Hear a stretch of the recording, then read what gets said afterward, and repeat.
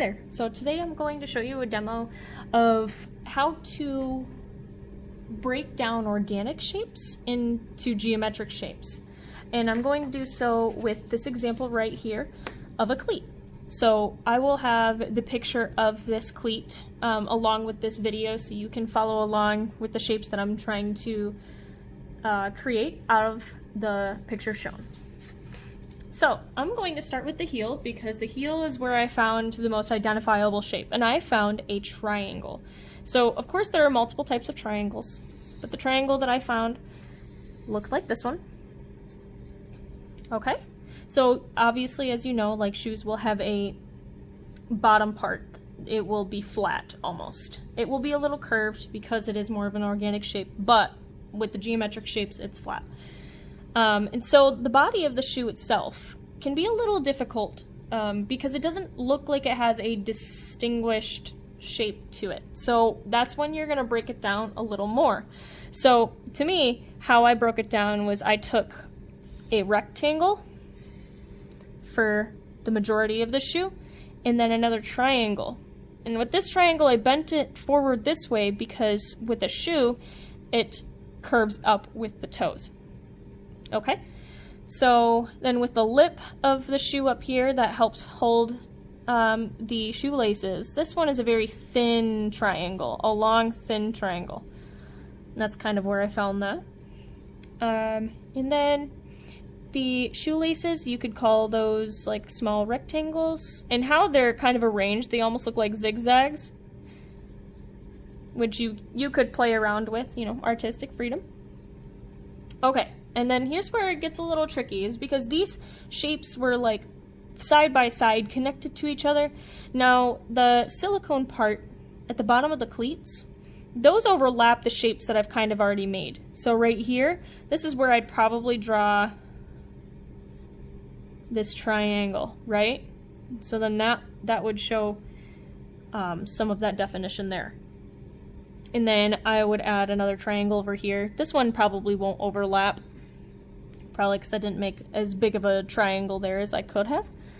And I would say that there's probably like a small rectangle here, and then maybe connecting those together. And then the little spikes on the cleats, I would say look like squares. And then there's your cleat. Now, it doesn't necessarily look like a cleat, right? That's just because they are all organic or geometric shapes that are not yet organic. So organic shapes are where you have the curved lines, the smooth edges, not the jagged, angular types. So what I'm going to do is I'm going to go off of the geometric shapes that I created and create those curved lines. Right, and I'm going to start connecting some stuff. Maybe add a little more here, making up for some of that lost space that I've added for the shoe. And see, it already looks a little clearer as a cleat. It looks a little more natural. And then you could even add in that Nike swoosh there, and that itself is an organic shape. See?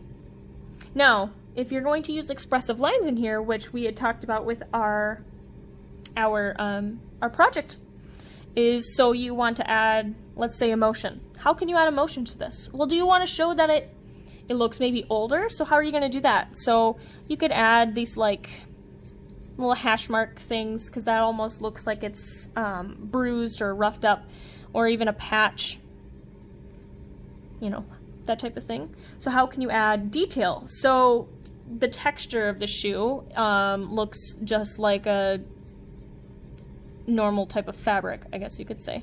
And so maybe you want to do this checkerboard like texture, and it looks like the fabric of the shoe.